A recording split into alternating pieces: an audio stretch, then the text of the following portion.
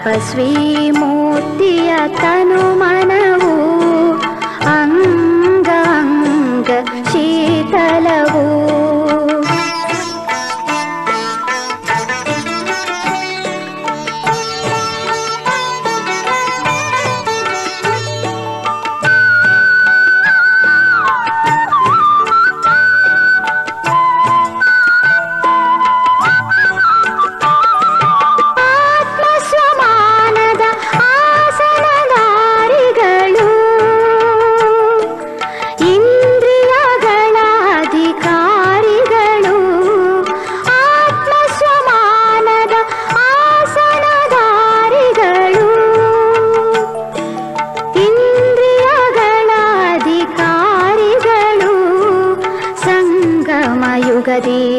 ಅವರೇ ಶಿವನ ಹೃದಯ ಸಿಂಹಾಸನಧಾರಿಗಳು. ಸಂಗಮ ಯುಗದಿ ಅವರೇ ಶಿವನ ಹೃದಯ ಸಿಂಹಾಸನಧಾರಿಗಳು. ಯೋಗದ ಅಗ್ನಿಯ ನಿರಂತರ ಜ್ವಾಲೆಯಲಿ, ಯೋಗದ ಅಗ್ನಿಯ ನಿರಂತರ ಜ್ವಾಲೆಯಲಿ ಜಗದ ತಾಪವ ಹರಿಸುವರು. ಶಿವ ಸಂದೇಶ ನೀಡುವರು, ಶಿವ ಸಂದೇಶ ನೀಡುವರು. ತಪಸ್ವಿ ಮೂರ್ತಿಯ ತನು ಮನವು ಅಂಗ ಅಂಗ ಶೀತಲವು.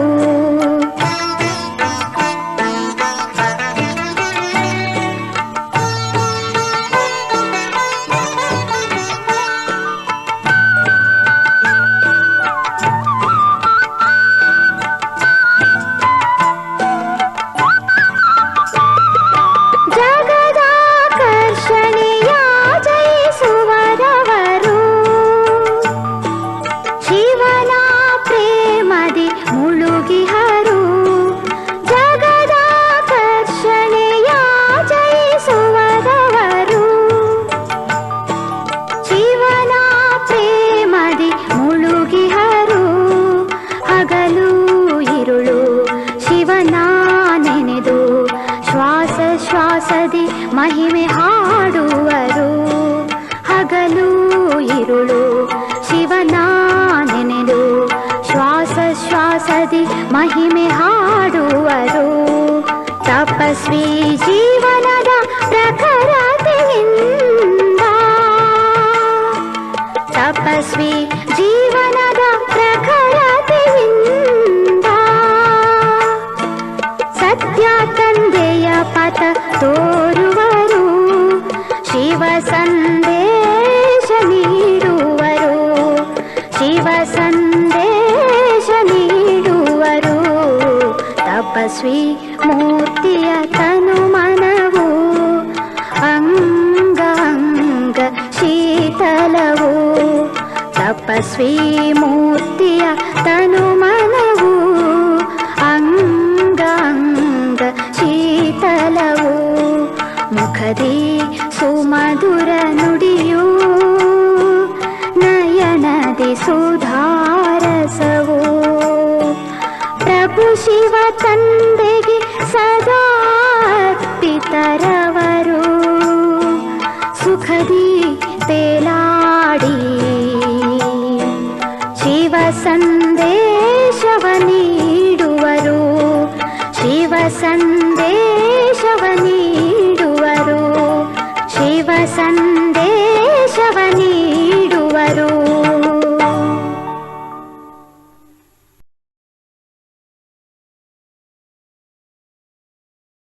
ಓಂ ಶಾಂತಿ. ಇಂದಿನ ದಿನಾಂಕ 7/10/2025. ಪ್ರಾರ್ಥ ಮುರುಳಿ ಬಾಪ್ತಾದ ಮಧುಬನ. ಮಧುರ ಮಕ್ಕಳೇ, ಭಿನ್ನ ಭಿನ್ನ ಯುಕ್ತಿಗಳನ್ನು ಮುಂದಿಟ್ಟುಕೊಂಡು ನೆನಪಿನ ಯಾತ್ರೆಯಲ್ಲಿರಿ. ಈ ಹಳೆಯ ಪ್ರಪಂಚವನ್ನು ಮರೆತು ತಮ್ಮ ಮಧುರ ಮನೆ ಮತ್ತು ಹೊಸ ಪ್ರಪಂಚವನ್ನು ನೆನಪು ಮಾಡಿ. ಪ್ರಶ್ನೆ: ಯಾವ ಪುರುಷಾರ್ಥವು ಈಗಲೇ ನಡೆಯುತ್ತದೆ, ಇಡೀ ಕಲ್ಪದಲ್ಲಿ ಇರುವುದಿಲ್ಲ? ಉತ್ತರ: ನೆನಪಿನ ಯಾತ್ರೆಯಲ್ಲಿದ್ದು ಆತ್ಮವನ್ನು ಪಾವನವನ್ನಾಗಿ ಮಾಡಿಕೊಳ್ಳುವ ಪುರುಷಾರ್ಥ ಇಡೀ ಪ್ರಪಂಚವನ್ನು ಪತಿತರಿಂದ ಪಾವನ ಮಾಡುವ ಪಾತ್ರವು ಇಡೀ ಕಲ್ಪದಲ್ಲಿ ಕೇವಲ ಈ ಸಂಗಮದ ಸಮಯದಲ್ಲಿಯೇ ನಡೆಯುತ್ತದೆ. ಈ ಪಾತ್ರವು ಪ್ರತಿ ಕಲ್ಪವೂ ಪುನರಾವರ್ತನೆಯಾಗುತ್ತದೆ. ನೀವು ಮಕ್ಕಳು ಈ ಅನಾದಿ ಅವಿನಾಶಿ ನಾಟಕದ ಅದ್ಭುತ ರಹಸ್ಯವನ್ನು ತಿಳಿದುಕೊಂಡಿದ್ದೀರಿ. ಓಂ ಶಾಂತಿ. ಆತ್ಮಿಕ ತಂದೆಯು ಆತ್ಮಿಕ ಮಕ್ಕಳಿಗೆ ತಿಳಿಸುತ್ತಾರೆ. ಆದ್ದರಿಂದ ಆತ್ಮಿಕ ಮಕ್ಕಳು ದೇಹಿ ಅಭಿಮಾನಿಯಾಗಿ ಅಥವಾ ಆತ್ಮಿಕ ಸ್ಥಿತಿಯಲ್ಲಿ ನಿಶ್ಚಯ ಬುದ್ಧಿಯವರಾಗಿ ಕುಳಿತುಕೊಳ್ಳಬೇಕು ಹಾಗೂ ಕೇಳಬೇಕಾಗಿದೆ. ತಂದೆಯು ತಿಳಿಸಿದ್ದಾರೆ, ಆತ್ಮವೇ ಈ ಕರ್ಮೇಂದ್ರಿಯಗಳ ಮೂಲಕ ಕೇಳಿಸಿಕೊಳ್ಳುತ್ತದೆ. ಇದನ್ನು ಪಕ್ಕಾ ನೆನಪು ಮಾಡುತ್ತಾ ಇರಿ. ಸದ್ಗತಿಯ ಹಾಗೂ ದುರ್ಗತಿಯ ಈ ಚಕ್ರವು ಪ್ರತಿಯೊಬ್ಬರ ಬುದ್ಧಿಯಲ್ಲಿ ಇರಲೇಬೇಕು. ಇದರಲ್ಲಿ ಜ್ಞಾನ ಮತ್ತು ಭಕ್ತಿ ಎಲ್ಲವೂ ಬಂದು ಬಿಡುತ್ತದೆ. ನಡೆಯುತ್ತಾ ತಿರುಗಾಡುತ್ತಾ ಇದು ಬುದ್ಧಿಯಲ್ಲಿರಲಿ. ಜ್ಞಾನ ಮತ್ತು ಭಕ್ತಿ, ಸುಖ ಮತ್ತು ದುಃಖ, ದಿನ ಮತ್ತು ರಾತ್ರಿಯ ಆಟವು ಹೇಗೆ ನಡೆಯುತ್ತದೆ? ನಾವು 84 ಜನ್ಮಗಳ ಪಾತ್ರವನ್ನಭಿನಯಿಸುತ್ತೇವೆ. ತಂದೆಗೆ ನೆನಪಿದೆ, ಆದ್ದರಿಂದ ಮಕ್ಕಳಿಗೂ ನೆನಪಿನಲ್ಲಿರುವ ಪುರುಷಾರ್ಥ ಮಾಡಿಸುತ್ತಾರೆ. ಇದರಿಂದ ನಿಮ್ಮ ವಿಕರ್ಮಗಳು ವಿನಾಶವಾಗುತ್ತವೆ ಮತ್ತು ನೀವು ರಾಜ್ಯವನ್ನು ಪಡೆಯುತ್ತೀರಿ. ನಿಮಗೆ ಗೊತ್ತಿದೆ, ಈ ಹಳೆಯ ಪ್ರಪಂಚವು ಈಗ ಸಮಾಪ್ತಿಯಾಗಲಿದೆ. ಹೇಗೆ ಯಾವುದೇ ಹಳೆಯ ಮನೆ ಇರುತ್ತದೆ, ನಂತರ ಹೊಸ ಮನೆಯನ್ನು ಕಟ್ಟಿಸುತ್ತಾರೆಂದರೆ ನಾವೀಗ ಹೊಸ ಮನೆಗೆ ಹೋಗುತ್ತೇವೆಂದು ತನ್ನಲ್ಲಿ ನಿಶ್ಚಯವಿರುತ್ತದೆ. ಮತ್ತೆ ಮನೆಯನ್ನು ಕಟ್ಟುವುದರಲ್ಲಿ ಕೆಲವೊಮ್ಮೆ 1-2 ವರ್ಷಗಳು ಹಿಡಿಸುತ್ತವೆ.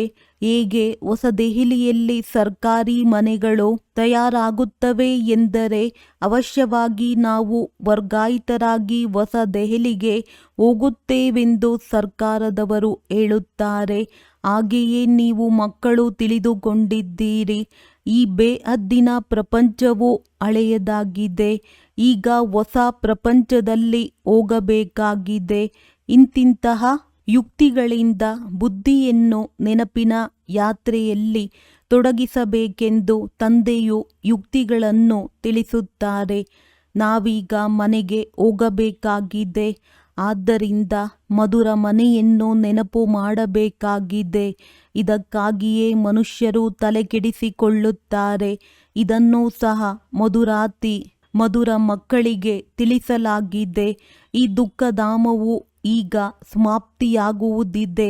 ಬಲೆ ನೀವು ಇಲ್ಲಿಯೇ ಇದ್ದೀರಿ, ಆದರೆ ಈ ಹಳೆಯ ಪ್ರಪಂಚವು ನಿಮಗೆ ಇಷ್ಟವಿಲ್ಲ. ನಾವು ಹೊಸ ಪ್ರಪಂಚದಲ್ಲಿ ಹೋಗಬೇಕಾಗಿದೆ ಎಂದು ಹೇಳುತ್ತೀರಿ. ಬಲೆ ನಿಮ್ಮ ಮುಂದೆ ಯಾವುದೇ ಚಿತ್ರವಿಲ್ಲದಿದ್ದರೂ ಸಹ ನೀವು ತಿಳಿದುಕೊಳ್ಳುತ್ತೀರಿ, ಈಗ ಹಳೆಯ ಪ್ರಪಂಚದ ಅಂತ್ಯವಾಗಿದೆ. ನಾವೀಗ ಹೊಸ ಪ್ರಪಂಚದಲ್ಲಿ ಹೋಗುತ್ತೇವೆ. ಭಕ್ತಿ ಮಾರ್ಗದ ಚಿತ್ರಗಳಂತೂ ಬಹಳಷ್ಟಿವೆ. ಅದರ ಹೋಲಿಕೆಯಲ್ಲಿ ನಿಮ್ಮ ಚಿತ್ರಗಳು ಬಹಳ ಕಡಿಮೆ ಇದೆ. ನಿಮ್ಮದು ಇವು ಜ್ಞಾನ ಮಾರ್ಗದ ಚಿತ್ರಗಳಾಗಿವೆ. ಅವೆಲ್ಲವೂ ಭಕ್ತಿ ಮಾರ್ಗದ್ದಾಗಿದೆ. ಚಿತ್ರಗಳಿಂದಲೇ ಇಡೀ ಜ್ಞಾನವು ನಡೆಯುತ್ತದೆ. ಈಗ ನಿಮ್ಮದು ರಿಯಲ್ ಚಿತ್ರವಾಗಿದೆ. ಆದ್ದರಿಂದ ಯಾವುದು ಸರಿ ಯಾವುದು ತಪ್ಪೆಂದು ನೀವು ತಿಳಿಸುತ್ತೀರಿ. ತಂದೆಗೆ ಜ್ಞಾನಪೂರ್ಣನೆಂದು ಹೇಳಲಾಗುತ್ತದೆ. ನಿಮಗೆ ಈ ಜ್ಞಾನವಿದೆ. ನಾವು ಇಡೀ ಕಲ್ಪದಲ್ಲಿ ಎಷ್ಟು ಜನ್ಮಗಳನ್ನು ತೆಗೆದುಕೊಂಡಿದ್ದೇವೆ, ಈ ಚಕ್ರವು ಹೇಗೆ ಸುತ್ತುತ್ತದೆ ಎಂಬುದು ನಿಮಗೆ ತಿಳಿದಿದೆ. ನೀವೀಗ ನಿರಂತರ ತಂದೆಯ ನೆನಪು ಮತ್ತು ಈ ಜ್ಞಾನದಲ್ಲಿರಬೇಕಾಗಿದೆ. ತಂದೆಯು ನಿಮಗೆ ರಚಯಿತ ಮತ್ತು ರಚನೆಯ ಜ್ಞಾನವನ್ನು ಕೊಡುತ್ತಾರೆ. ಆದ್ದರಿಂದ ತಂದೆಯ ನೆನಪು ಇರುತ್ತದೆ. ತಂದೆಯು ತಿಳಿಸಿದ್ದಾರೆ, ನಾನು ನಿಮ್ಮ ತಂದೆ ಶಿಕ್ಷಕ ಸದ್ಗುರುವಾಗಿದ್ದೇನೆ. ಕೇವಲ ನೀವು ಇಷ್ಟನ್ನೇ ತಿಳಿಸಿ. ತಂದೆಯು ಹೇಳುತ್ತಾರೆ, ನೀವು ನನ್ನನ್ನು ಪತಿತ ಪಾವನ ಮುಕ್ತಿದಾತ ಮಾರ್ಗದರ್ಶಕನೆಂದು ಹೇಳುತ್ತೀರಲ್ಲವೇ. ಅಂದಾಗ ಎಲ್ಲಿಯ ಮಾರ್ಗದರ್ಶಕ? ಶಾಂತಿಧಾಮ ಮುಕ್ತಿಧಾಮದ ಮಾರ್ಗದರ್ಶಕನಾಗಿದ್ದಾರೆ. ತಂದೆಯು ಅಲ್ಲಿಯವರೆಗೆ ಪರಮಧಾಮ ಕರೆದುಕೊಂಡು ಹೋಗಿ ಬಿಟ್ಟು ಬಿಡುತ್ತಾರೆ. ಮಕ್ಕಳಿಗೆ ಓದಿಸಿ ಕಲಿಸಿ ಪವಿತ್ರರನ್ನಾಗಿ ಮಾಡಿ ಕರೆದುಕೊಂಡು ಹೋಗಿ ಅಲ್ಲಿ ಬಿಡುತ್ತಾರೆ. ತಂದೆಯ ವಿನಃ ಮತ್ಯಾರು ಕರೆದುಕೊಂಡು ಹೋಗಲು ಸಾಧ್ಯವಿಲ್ಲ. ಬಲೆ ಯಾರೆಷ್ಟಾದರೂ ತತ್ವಜ್ಞಾನಿ ಅಥವಾ ಬ್ರಹ್ಮಜ್ಞಾನಿಗಳಿರಬಹುದು. ಅವರಂತೂ ನಾವು ಬ್ರಹ್ಮ ತತ್ವದಲ್ಲಿ ಹೋಗಿ ಲೀನವಾಗುತ್ತೇವೆಂದು ಹೇಳುತ್ತಾರೆ. ಆದರೆ ನಿಮ್ಮ ಬುದ್ಧಿಯಲ್ಲಿದೆ, ಶಾಂತಿಧಾಮವು ನಮ್ಮ ಮನೆಯಾಗಿದೆ. ನಾವು ಅಲ್ಲಿ ಹೋಗಿ ಮತ್ತೆ ಹೊಸ ಪ್ರಪಂಚದಲ್ಲಿ ಮೊಟ್ಟ ಮೊದಲಿಗೆ ಬರುತ್ತೇವೆ. ಅವರೆಲ್ಲರೂ ನಂತರದಲ್ಲಿ ಬರುವವರಾಗಿದ್ದಾರೆ. ಹೇಗೆ ಎಲ್ಲ ಧರ್ಮದವರು ನಂಬರ್ ವಾರಾಗಿ ಬರುತ್ತಾರೆ. ಸತ್ಯ ತ್ರೇತಾಯುಗದಲ್ಲಿ ಯಾರ ರಾಜ್ಯವಿರುತ್ತದೆ, ಅವರ ಧರ್ಮಶಾಸ್ತ್ರ ಯಾವುದು ಎಂಬುದೆಲ್ಲ ನಿಮಗೆ ತಿಳಿದಿದೆ. ಸೂರ್ಯವಂಶಿ ಚಂದ್ರವಂಶೀಯರದ್ದು ಒಂದೇ ಶಾಸ್ತ್ರವಾಗಿದೆ. ಆದರೆ ಆ ಗೀತೆಯು ಸತ್ಯವಾದುದಲ್ಲ. ಏಕೆಂದರೆ ನಿಮಗೆ ಈಗ ಯಾವ ಜ್ಞಾನವೂ ಸಿಗುತ್ತದೆ, ಇದು ಇಲ್ಲಿಯೇ ಸಮಾಪ್ತಿಯಾಗುತ್ತದೆ. ಸತ್ಯಯುಗದಲ್ಲಿ ಯಾವುದೇ ಶಾಸ್ತ್ರಗಳಿರುವುದಿಲ್ಲ. ದ್ವಾಪರದಿಂದ ಯಾವ ಧರ್ಮಗಳಿರುತ್ತವೆಯೋ ಅವು ಹಾಗೆಯೇ ಇವೆ, ನಡೆದು ಬರುತ್ತಿದೆ. ಈಗ ಮತ್ತೆ ಒಂದು ಧರ್ಮದ ಸ್ಥಾಪನೆಯಾದರೆ ಉಳಿದೆಲ್ಲವೂ ವಿನಾಶವಾಗುವವು. ಒಂದು ರಾಜ್ಯ, ಒಂದು ಧರ್ಮ, ಒಂದು ಭಾಷೆ, ಒಂದು ಮತ ಬೇಕೆಂದು ಹೇಳುತ್ತಿರುತ್ತಾರೆ. ಅದು ಒಬ್ಬರಿಂದಲೇ ಸ್ಥಾಪನೆಯಾಗುತ್ತದೆ. ಸತ್ಯಯುಗದಿಂದ ಹಿಡಿದು ಕಲಿಯುಗದವರೆಗಿನ ಸಂಪೂರ್ಣ ಜ್ಞಾನವು ನಿಮ್ಮ ಬುದ್ಧಿಯಲ್ಲಿದೆ. ಅಂದಾಗ ಈಗ ಪಾವನರಾಗಲು ಪುರುಷಾರ್ಥ ಮಾಡಿ ಎಂದು ತಂದೆಯು ತಿಳಿಸುತ್ತಾರೆ. ಪತಿತರಾಗುವುದರಲ್ಲಿ ನಿಮಗೆ ಅರ್ಧ ಕಲ್ಪ ಹಿಡಿಸಿತ್ತು. ವಾಸ್ತವದಲ್ಲಿ ಇಡೀ ಕಲ್ಪವೆಂದೇ ಹೇಳಬಹುದು. ಈ ನೆನಪಿನ ಯಾತ್ರೆಯನ್ನು ನೀವು ಈಗಲೇ ಕಲಿಯುತ್ತೀರಿ. ಇದು ಸತ್ಯಯುಗದಲ್ಲಿರುವುದಿಲ್ಲ. ದೇವತೆಗಳು ಪತಿತರಿಂದ ಪಾವನರಾಗುವ ಪುರುಷಾರ್ಥ ಮಾಡುವುದಿಲ್ಲ. ಅವರು ಮೊದಲು ರಾಜಯೋಗವನ್ನು ಕಲಿತು ಇಲ್ಲಿಂದಲೇ ಪಾವನರಾಗಿ ಹೋಗುತ್ತಾರೆ. ಅದಕ್ಕೆ ಸುಖಧಾಮವೆಂದು ಹೇಳಲಾಗುತ್ತದೆ. ನೀವು ತಿಳಿದುಕೊಂಡಿದ್ದೀರಿ. ಕೇವಲ ಈಗಲೇ ನಾವು ನೆನಪಿನ ಯಾತ್ರೆಯ ಪುರುಷಾರ್ಥ ಮಾಡುತ್ತೇವೆ. ನಂತರ ಪತಿತ ಪ್ರಪಂಚವನ್ನು ಪಾವನ ಮಾಡಲು ಈಗ ನಡೆಯುವ ಪುರುಷಾರ್ಥವು ಕಲ್ಪದ ನಂತರ ಪುನರಾವರ್ತನೆಯಾಗುತ್ತದೆ. ಚಕ್ರವನ್ನು ಅವಶ್ಯವಾಗಿ ಸುತ್ತುತ್ತೀರಲ್ಲವೇ.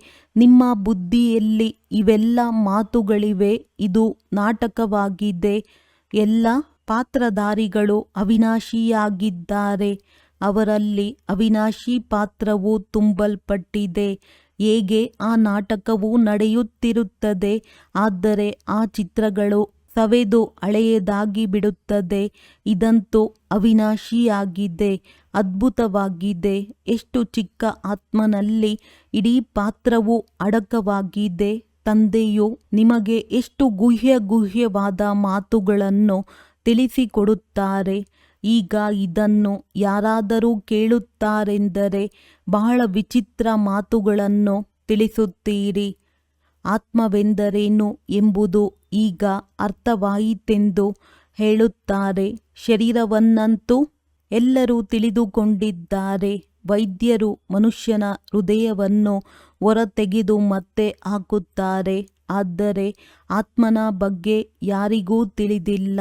ಆತ್ಮವು ಪತಿತನಿಂದ ಹೇಗೆ ಪಾವನವಾಗುತ್ತದೆ, ಇದನ್ನೂ ಸಹ ಯಾರೂ ತಿಳಿದುಕೊಂಡಿಲ್ಲ.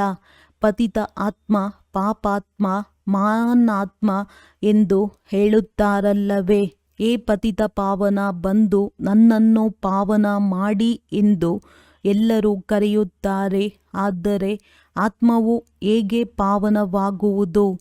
ಇದಕ್ಕಾಗಿ ಅವಿನಾಶಿ ವೈದ್ಯರು ಬೇಕು. ಆತ್ಮವೇ ಅವರನ್ನು ಕರೆಯುತ್ತದೆ.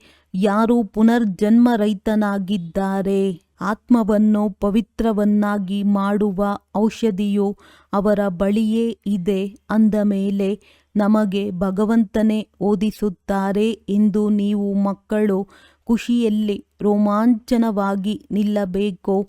ಅವಶ್ಯವಾಗಿ ಭಗವಂತನು ನಿಮ್ಮನ್ನು ಭಗವಾನ್ ಭಗವತಿಯರನ್ನಾಗಿ ಮಾಡುತ್ತಾರೆ. ಭಕ್ತಿ ಮಾರ್ಗದಲ್ಲಿ ಈ ಲಕ್ಷ್ಮೀ ನಾರಾಯಣರಿಗೆ ಭಗವಾನ್ ಭಗವತಿ ಎಂದೇ ಹೇಳುತ್ತಾರೆ. ಅಂದ ಮೇಲೆ ಯಥಾ ರಾಜ ರಾಣಿ ತಥಾ ಪ್ರಜೆಗಳಿರುತ್ತಾರಲ್ಲವೇ, ತಮ್ಮ ಸಮಾನ ಪವಿತ್ರರನ್ನಾಗಿಯೂ ಮಾಡುತ್ತಾರೆ, ಜ್ಞಾನಸಾಗರರನ್ನಾಗಿಯೂ ಮಾಡುತ್ತಾರೆ. ತನಗಿಂತಲೂ ಹೆಚ್ಚು ವಿಶ್ವದ ಮಾಲೀಕರನ್ನಾಗಿ ಮಾಡುತ್ತಾರೆ. ನೀವು ಪವಿತ್ರ ಅಪವಿತ್ರರ ಸಂಪೂರ್ಣ ಪಾತ್ರವನ್ನಭಿನಯಿಸುತ್ತೀರಿ. ನಿಮಗೆ ತಿಳಿದಿದೆ, ತಂದೆಯು ಪುನಃ ಆದಿ ಸನಾತನ ದೇವಿ ದೇವತಾ ಧರ್ಮವನ್ನು ಸ್ಥಾಪನೆ ಮಾಡಲು ಬಂದಿದ್ದಾರೆ. ಪ್ರಾಯಲೋಪವಾಗಿ ಬಿಟ್ಟಿದೆ ಎಂದು ಈ ಧರ್ಮವನ್ನೇ ಹೇಳುತ್ತಾರೆ. ಆಲದ ಮರದೊಂದಿಗೆ ಇದರ ಹೋಲಿಕೆ ಮಾಡಲಾಗಿದೆ. ಬಹಳಷ್ಟು ರೆಂಬೆ ಕೊಂಬೆಗಳಿರುತ್ತವೆ, ಬುಡವೇ ಇರುವುದಿಲ್ಲ. ಇದು ಸಹ ಎಷ್ಟೊಂದು ಧರ್ಮಗಳ ಶಾಖೆಗಳು ಹೊರಟಿವೆ, ದೇವತಾ ಧರ್ಮದ ಬುಡವೇ ಇಲ್ಲ, ಪ್ರಾಯಲೋಪವಾಗಿದೆ. ತಂದೆಯು ತಿಳಿಸುತ್ತಾರೆ, ಆ ಧರ್ಮವಿದೆ, ಆದರೆ ಧರ್ಮದ ಹೆಸರನ್ನೇ ತಿರುಗಿಸಿಬಿಟ್ಟಿದ್ದಾರೆ. ಪವಿತ್ರರಾಗದೇ ಇರುವ ಕಾರಣ ತಮ್ಮನ್ನು ದೇವತೆಗಳೆಂದು ಹೇಳಿಕೊಳ್ಳುವುದಿಲ್ಲ. ಇಲ್ಲದ ಕಾರಣವೇ ತಂದೆಯು ಬಂದು ರಚನೆಯನ್ನು ರಚಿಸುತ್ತಾರಲ್ಲವೇ. ನೀವೀಗ ತಿಳಿದುಕೊಂಡಿದ್ದೀರಿ, ನಾವು ಪವಿತ್ರ ದೇವತೆಗಳಾಗಿದ್ದೆವು, ಈಗ ಪತಿತರಾಗಿದ್ದೇವೆ. ಪ್ರತಿಯೊಂದು ವಸ್ತು ಇದೇ ರೀತಿ ಆಗುತ್ತದೆ. ನೀವು ಮಕ್ಕಳು ಇದನ್ನು ಮರೆಯಬಾರದು. ಮೊದಲ ಮುಖ್ಯ ಗುರಿಯಾಗಿದೆ ತಂದೆಯನ್ನು ನೆನಪು ಮಾಡುವುದು. ಇದರಿಂದಲೇ ಪಾವನರಾಗಬೇಕಾಗಿದೆ. ನಮ್ಮನ್ನು ಪಾವನರನ್ನಾಗಿ ಮಾಡಿ ಎಂದು ಎಲ್ಲರೂ ಇದೇ ರೀತಿ ಹೇಳುತ್ತಾರೆ. ನಮ್ಮನ್ನು ರಾಜ ರಾಣಿಯರನ್ನಾಗಿ ಮಾಡಿ ಎಂದು ಹೇಳುವುದಿಲ್ಲ. ಅಂದಾಗ ನೀವು ಮಕ್ಕಳಿಗೆ ಬಹಳ ನಶೆ ಇರಬೇಕು. ಏಕೆಂದರೆ ಈಗ ನಿಮಗೆ ತಿಳಿದಿದೆ, ನಾವು ಭಗವಂತನ ಮಕ್ಕಳಾಗಿದ್ದೇವೆ. ನಮಗೆ ಅವಶ್ಯವಾಗಿ ಆಸ್ತಿಯೂ ಸಿಗಬೇಕು. ಕಲ್ಪಕಲ್ಪವೂ ಈ ಪಾತ್ರವನ್ನಭಿನಯಿಸಿದ್ದೇವೆ. ವೃಕ್ಷವು ವೃದ್ಧಿಯಾಗುತ್ತಲೇ ಇರುವುದು. ತಂದೆಯು ಚಿತ್ರಗಳ ಬಗ್ಗೆಯೂ ತಿಳಿಸಿದ್ದಾರೆ. ಇವು ಸದ್ಗತಿಯ ಚಿತ್ರಗಳಾಗಿವೆ. ನೀವು ಹಾಗೆಯೇ ಸಾರ ರೂಪದಲ್ಲಿಯೂ ತಿಳಿಸುತ್ತೀರಿ, ಚಿತ್ರಗಳ ಮೇಲೂ ತಿಳಿಸುತ್ತೀರಿ. ನಿಮ್ಮ ಈ ಚಿತ್ರಗಳಲ್ಲಿ ಸೃಷ್ಟಿಯ ಆದಿ ಮಧ್ಯ ಅಂತ್ಯದ ರಹಸ್ಯವು ಬಂದು ಬಿಡುತ್ತದೆ. ಯಾವ ಮಕ್ಕಳು ಸರ್ವಿಸ್ ಮಾಡುವವರಿದ್ದಾರೆಯೋ ಅವರು ತಮ್ಮ ಸಮಾನ ಮಾಡಿಕೊಳ್ಳುತ್ತಾ ಹೋಗುತ್ತಾರೆ. ಅಂದಾಗ ವಿದ್ಯೆಯನ್ನು ಓದಿಸುವ ಪ್ರಯತ್ನ ಪಡಬೇಕು. ಎಷ್ಟು ಹೆಚ್ಚು ಓದಿಸುವಿರೋ ಅಷ್ಟು ಶ್ರೇಷ್ಠ ಪದವಿಯನ್ನು ಪಡೆಯುತ್ತೀರಿ. ತಂದೆಯು ತಿಳಿಸುತ್ತಾರೆ, ನಾನು ಪುರುಷಾರ್ಥವನ್ನಂತೂ ಮಾಡಿಸುತ್ತೇನೆ, ಆದರೆ ಅದೃಷ್ಟವೂ ಬೇಕಲ್ಲವೇ. ಪ್ರತಿಯೊಬ್ಬರೂ ಡ್ರಾಮಾ ಅನುಸಾರ ಪುರುಷಾರ್ಥ ಮಾಡುತ್ತಿರುತ್ತಾರೆ. ಡ್ರಾಮಾದ ರಹಸ್ಯವನ್ನು ತಂದೆಯು ತಿಳಿಸುತ್ತಾರೆ. ತಂದೆಯೂ ಆಗಿದ್ದಾರೆ, ಶಿಕ್ಷಕನೂ ಆಗಿದ್ದಾರೆ, ಜೊತೆ ಕರೆದುಕೊಂಡು ಹೋಗುವ ಸತ್ಯ ಸದ್ಗುರುವೂ ಆಗಿದ್ದಾರೆ. ಆ ತಂದೆಯು ಅಕಾಲ ಮೂರ್ತಿಯಾಗಿದ್ದಾರೆ. ಈ ಶರೀರವು ಆತ್ಮನ ಸಿಂಹಾಸನವಲ್ಲವೇ. ಇದರಿಂದ ಈ ಪಾತ್ರವನ್ನು ಅಭಿನಯಿಸುತ್ತೀರಿ. ಅಂದ ಮೇಲೆ ತಂದೆಗೂ ಸಹ ಪಾತ್ರವನ್ನಭಿನಯಿಸಲು, ಸದ್ಗತಿ ಮಾಡಲು ಸಿಂಹಾಸನ ಬೇಕಲ್ಲವೇ. ತಂದೆಯೂ ತಿಳಿಸುತ್ತಾರೆ, ನಾನು ಸಾಧಾರಣ ತನುವಿನಲ್ಲಿಯೇ ಬರಬೇಕಾಗಿದೆ. ನಾನು ಯಾವರದಿಲ್ಲ. ಆ ಗುರುಗಳ ಅನುಯಾಯಿಗಳಾದರೆ ತಮ್ಮ ಗುರುಗಳಿಗಾಗಿ ಚಿಹ್ನೆಲು ಇತ್ಯಾದಿಗಳನ್ನು ಮಾಡಿಸುತ್ತಾರೆ. ನೀವೇನು ಮಾಡಿಸುತ್ತೀರಿ? ಆಗಿದ್ದೀರಿ, ವಿದ್ಯಾರ್ಥಿಗಳು ಆಗಿದ್ದೀರಿ. ಅಂದ ಮೇಲೆ ನೀವು ತಂದೆಗಾಗಿ ಏನು ಮಾಡುತ್ತೀರಿ? ಎಲ್ಲಿ ಕಟ್ಟಿಸುತ್ತೀರಿ? ಇವರು ಬ್ರಹ್ಮ ಸಾಧಾರಣವಾಗಿದ್ದಾರಲ್ಲವೇ? ಮಕ್ಕಳಿಗೆ ಇದನ್ನೂ ಸಹ ತಿಳಿಸುತ್ತಿರುತ್ತಾರೆ. ವೇಶ್ಯೆಯರಿಗೂ ಸರ್ವಿಸ್ ಮಾಡಿ ಬಡವರ ಉದ್ಧಾರವನ್ನು ಮಾಡಬೇಕಾಗಿದೆ. ಮಕ್ಕಳು ಪ್ರಯತ್ನ ಪಡುತ್ತಾರೆ, ಕಾಶಿಗೂ ಹೋಗಿದ್ದಾರೆ. ನೀವು ಅವರನ್ನು ಮೇಲೆತ್ತಿದರೆ ಆಗ ಈ ಬ್ರಹ್ಮ ಕುಮಾರ ಕುಮಾರಿಯರದ್ದು ಚಮತ್ಕಾರವಾಗಿದೆ. ಇವರು ವೇಶ್ಯೆಯರಿಗೂ ಸಹ ಜ್ಞಾನವನ್ನು ಕೊಡುತ್ತಾರೆಂದು ಹೇಳುತ್ತಾರೆ. ಅವರಿಗೂ ತಿಳಿಸಬೇಕು, ನೀವೀಗ ಈ ಕೆಲಸವನ್ನು ಬಿಟ್ಟು ಶಿವಾಲಯದ ಮಾಲೀಕರಾಗಿ ಈ ಜ್ಞಾನವನ್ನು ಕಲಿತು ಅನ್ಯರಿಗೂ ಕಲಿಸಿಕೊಡಿ. ವೇಶ್ಯೆಯರೂ ಸಹ ಮತ್ತೆ ಅನ್ಯರಿಗೆ ಕಲಿಸಿಕೊಡಬಹುದು. ಕಲಿತು ಬುದ್ಧಿವಂತರಾಗಿ ಬಿಟ್ಟರು ಮತ್ತೆ ತಮ್ಮ ಅಧಿಕಾರಿಗಳಿಗೂ ಸಹ ತಿಳಿಸುತ್ತಾರೆ. ಹಾಲ್ನಲ್ಲಿ ಚಿತ್ರ ಇತ್ಯಾದಿಗಳನ್ನಿಟ್ಟುಕೊಂಡು ಕುಳಿತು ತಿಳಿಸಿಕೊಡಿ. ಆಗ ವಾವ್, ಈ ಬೀಕೆಗಳು ವೇಶ್ಯೆಯರನ್ನೂ ಸಹ ಶಿವಾಲಯದ ನಿವಾಸಿಗಳನ್ನಾಗಿ ಮಾಡಲು ನಿಮಿತ್ತರಾಗಿದ್ದಾರೆಂದು ಎಲ್ಲರೂ ಹೇಳುತ್ತಾರೆ. ಮಕ್ಕಳಿಗೆ ಸರ್ವೀಸಿನ ಚಿಂತನೆ ನಡೆಯಬೇಕು. ನಿಮ್ಮ ಮೇಲೆ ಬಹಳ ಜವಾಬ್ದಾರಿ ಇದೆ. ನೀವು ಅಬಲೆಯರು, ಕುಬ್ಜೆಯರು, ಬಿಲಿನಿಯರು, ಗಣಿಕೆಯರು ಇವರೆಲ್ಲರ ಉದ್ಧಾರ ಮಾಡಬೇಕಾಗಿದೆ. ಸಾಧುಗಳ ಉದ್ಧಾರವನ್ನು ಮಾಡಿದರೆಂದು ಗಾಯನವಿದೆ. ಇದು ನಿಮಗೆ ತಿಳಿದಿದೆ. ಕೊನೆಯಲ್ಲಿ ಸಾಧುಗಳ ಉದ್ಧಾರವೂ ಆಗುವುದು.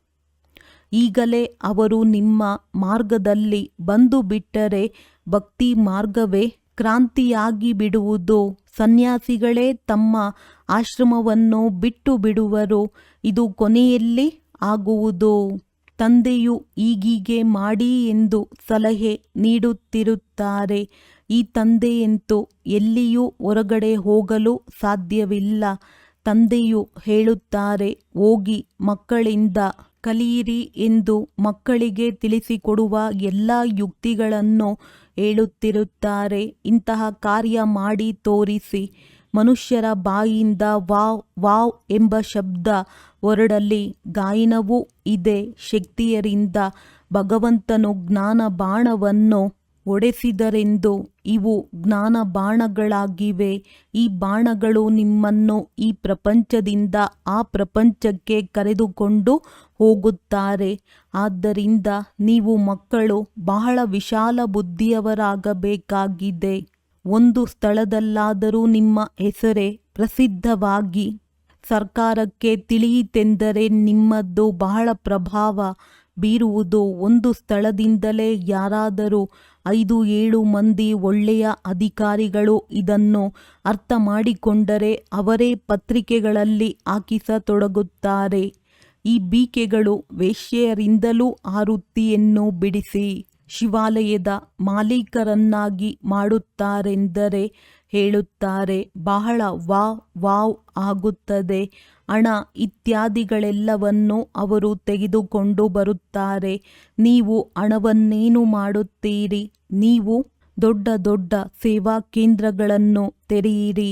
ಹಣದಿಂದ ಚಿತ್ರ ಇತ್ಯಾದಿಗಳನ್ನು ಮಾಡಿಸಬಹುದು. ಮನುಷ್ಯರು ನೋಡಿ ಬಹಳ ಆಶ್ಚರ್ಯಚಕಿತರಾಗುತ್ತಾರೆ. ಮೊಟ್ಟಮೊದಲು ನಿಮಗೆ ಬಹುಮಾನ ಕೊಡಬೇಕೆಂದು ಹೇಳುತ್ತಾರೆ. ಸರ್ಕಾರಿ ಕಟ್ಟಡಗಳಲ್ಲಿಯೂ ನಿಮ್ಮ ಈ ಚಿತ್ರಗಳನ್ನು ತೆಗೆದುಕೊಂಡು ಹೋಗುತ್ತಾರೆ. ಇವುಗಳ ಮೇಲೆ ಬಹಳ ಪ್ರಭಾವಿತರಾಗುತ್ತಾರೆ. ಅಂದ ಮೇಲೆ ನಿಮಗೆ ಇದೇ ಬಯಕೆ ಇರಬೇಕು. ಮನುಷ್ಯರನ್ನು ಹೇಗೆ ದೇವತೆಗಳನ್ನಾಗಿ ಮಾಡುವುದು? ಇದಂತೂ ನಿಮಗೆ ತಿಳಿದಿದೆ. ಯಾರು ಕಲ್ಪದ ಹಿಂದೆ ಆಸ್ತಿಯನ್ನು ತೆಗೆದುಕೊಂಡಿದ್ದರೋ ಅವರೇ ತೆಗೆದುಕೊಳ್ಳುವರು. ಇಷ್ಟೆಲ್ಲ ಹಣ ಇತ್ಯಾದಿಗಳನ್ನು ಬಿಟ್ಟು ಬರುವುದು ಪರಿಶ್ರಮವಿದೆ. ತಂದೆಯು ತಿಳಿಸಿದ್ದರು, ಮನೆ, ಮಠ, ಮಿತ್ರ ಸಂಬಂಧಿಗಳು ಇತ್ಯಾದಿಯೇನು ನನ್ನದಲ್ಲ. ನನಗೇನು ನೆನಪಿಗೆ ಬರುವುದಿಲ್ಲ. ನೀವು ಮಕ್ಕಳಿಗೆ ತಂದೆಯ ವಿನಃ ಮತ್ಯಾರೂ ಇಲ್ಲ. ಎಲ್ಲವನ್ನು ಹೀಗೆ ಬ್ರಹ್ಮ ತಂದೆಯು ತ್ಯಾಗ ಮಾಡಿಬಿಟ್ಟರು. ಅಂದ ಮೇಲೆ ಬುದ್ಧಿಯು ಮತ್ತೆಲ್ಲಿ ಹೋಗುವುದು? ತಂದೆಗೆ ರಥವನ್ನು ಕೊಟ್ಟಿದ್ದಾರೆ. ನೀವು ಹೇಗೋ ಅದೇ ರೀತಿ ಇವರು ಓದುತ್ತಿದ್ದಾರೆ. ಕೇವಲ ತಂದೆಗೆ ಬಾಡಿಗೆಯಾಗಿ ಕೊಟ್ಟಿದ್ದಾರೆ. ನೀವು ತಿಳಿದುಕೊಂಡಿದ್ದೀರಿ, ನಾವು ಸೂರ್ಯವಂಶಿ ಮನೆತನದಲ್ಲಿ ಬರುವುದಕ್ಕಾಗಿ ಪುರುಷಾರ್ಥ ಮಾಡುತ್ತಿದ್ದೇವೆ. ಇದು ನರನಿಂದ ನಾರಾಯಣನಾಗುವ ಕಥೆಯಾಗಿದೆ. ಆತ್ಮಕ್ಕೆ ಮೂರನೆಯ ನೇತ್ರವೂ ಸಿಗುತ್ತದೆ. ನಾವಾತ್ಮಗಳು ಓದಿ ಜ್ಞಾನವನ್ನು ಕೇಳಿ ದೇವತೆಗಳಾಗುತ್ತಿದ್ದೇವೆ. ಮತ್ತೆ ನಾವೇ ರಾಜಾದಿರಾಜರಾಗುತ್ತೇವೆ. ಶಿವ ತಂದೆಯು ತಿಳಿಸುತ್ತಾರೆ, ನಾನು ನಿಮ್ಮನ್ನು ಡಬಲ್ ಕಿರೀಟಧಾರಿಗಳನ್ನಾಗಿ ಮಾಡುತ್ತೇನೆ. ಡ್ರಾಮಾ ಅನುಸಾರ ಕಲ್ಪದ ಹಿಂದಿನಂತೆ ನಿಮ್ಮ ಬುದ್ಧಿಯು ಈಗ ಎಷ್ಟು ವಿಶಾಲವಾಗಿದೆ ಮತ್ತು ನೆನಪಿನ ಯಾತ್ರೆಯಲ್ಲಿಯೇ ಇರಬೇಕಾಗಿದೆ. ಸೃಷ್ಟಿ ಚಕ್ರವನ್ನು ನೆನಪು ಮಾಡಬೇಕು. ಹಳೆಯ ಪ್ರಪಂಚವನ್ನು ಬುದ್ಧಿಯಿಂದ ಮರೆಯಬೇಕಾಗಿದೆ. ಒಳ್ಳೆಯದು, ಮಧುರಾತಿ ಮಧುರ ಅಗಲಿ ಹೋಗಿ ಮರಳಿ ಸಿಕ್ಕಿರುವ ಮಕ್ಕಳ ಪ್ರತಿ ಮಾತ್ಪಿತಾ ಬಾಪ್ ದಾದಾರವರ ನೆನಪು, ಪ್ರೀತಿ ಹಾಗೂ ಸುಪ್ರಭಾತ. ಆತ್ಮಿಕ ಮಕ್ಕಳಿಗೆ ಆತ್ಮಿಕ ತಂದೆಯ ನಮಸ್ತೆ. ಧಾರಣೆಗಾಗಿ ಮುಖ್ಯ ಸಾರ. ಬುದ್ಧಿಯಲ್ಲಿರಲಿ, ಈಗ ನಮಗಾಗಿ ಹೊಸ ಪ್ರಪಂಚದ ಸ್ಥಾಪನೆಯಾಗುತ್ತಿದೆ. ಈ ದುಃಖದ ಹಳೆಯ ಪ್ರಪಂಚವು ಸಮಾಪ್ತಿಯಾಯಿತೆಂದರೆ ಆಯಿತು. ಈ ಹಳೆಯ ಪ್ರಪಂಚವು ನಿಮಗೆ ಇಷ್ಟವಾಗಲೇಬಾರದು. ಹೇಗೆ ತಂದೆಯು ತನ್ನದೆಲ್ಲವನ್ನು ಸಫಲ ಮಾಡಿಬಿಟ್ಟರು, ಆದ್ದರಿಂದ ಬುದ್ಧಿಯು ಎಲ್ಲಿಯೂ ಹೋಗಲಿಲ್ಲ.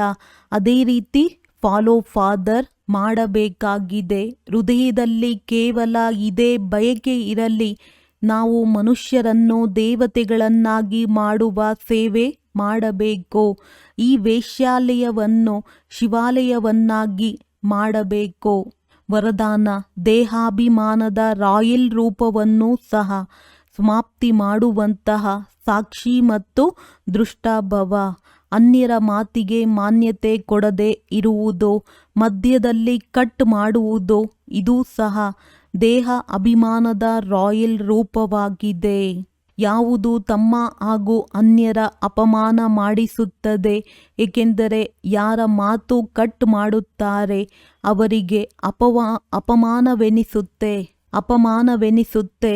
ಅದಕ್ಕಾಗಿ ಸಾಕ್ಷಿ ದೃಷ್ಟದ ವರದಾನವನ್ನು ಸ್ಮೃತಿಯಲ್ಲಿಟ್ಟು ಡ್ರಾಮಾದ ಗುರಾಣಿ ಹಾಗೂ ಡ್ರಾಮಾದ ಪಟ್ಟಿಯ ಮೇಲೆ ಪ್ರತಿ ಕರ್ಮ ಮತ್ತು ಸಂಕಲ್ಪ ಮಾಡುತ್ತಾ ನಾನು ಎನ್ನುವ ಈ ರಾಯಲ್ ರೂಪವನ್ನು ಸಹ ಸಮಾಪ್ತಿ ಮಾಡಿ ಪ್ರತಿಯೊಬ್ಬರ ಮಾತಿಗೆ ಸನ್ಮಾನ ಕೊಡಿ, ಸ್ನೇಹ ಕೊಡಿ. ಆಗ ಅವರು ಸದಾ ಕಾಲಕ್ಕಾಗಿ ಸಹಯೋಗಿಗಳಾಗಿ ಬಿಡುತ್ತಾರೆ. ಸ್ಲೋಗನ್: ಪರಮಾತ್ಮ ಶ್ರೀಮತ ರೂಪಿ ಜಲದ ಆಧಾರದಿಂದ ಕರ್ಮರೂಪಿ ಬೀಜವನ್ನು ಶಕ್ತಿಶಾಲಿ ಮಾಡಿಕೊಳ್ಳಿ.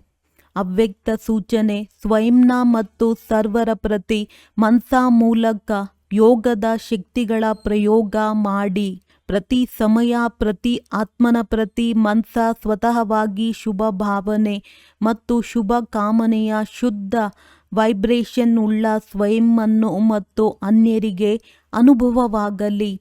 ಮನಸ್ಸಿನಿಂದ ಪ್ರತಿ ಸಮಯ ಸರ್ವ ಆತ್ಮಗಳ ಪ್ರತಿ ಆಶೀರ್ವಾದ ಬರುತ್ತಿರಲಿ. ಮನಸ್ಸು ಸದಾ ಇದೇ ಸೇವೆಯಲ್ಲಿ ಬ್ಯುಸಿಯಾಗಿರಲಿ. ಹೇಗೆ ವಾಚಾನ ಸೇವೆಯಲ್ಲಿ ಬ್ಯುಸಿಯಲ್ಲಿರುವಂತಹ ಅನುಭವಿಯಾಗಿದ್ದೀರಿ. ಒಂದು ವೇಳೆ ಸೇವೆ ಸಿಗಲಿಲ್ಲವೆಂದರೆ ತಮ್ಮ ಖಾಲಿ ಅನುಭವ ಮಾಡುತ್ತೀರಿ. ಇಂತಹ ಪ್ರತಿ ಸಮಯ ವಾಣಿಯ ಜೊತೆ ಮನಸಾ ಸೇವೆಯು ಸ್ವತಃವಾಗಿ ಆಗುತ್ತಿರಲಿ. ಒಳ್ಳೆಯದು. ಓಂ ಶಾಂತಿ.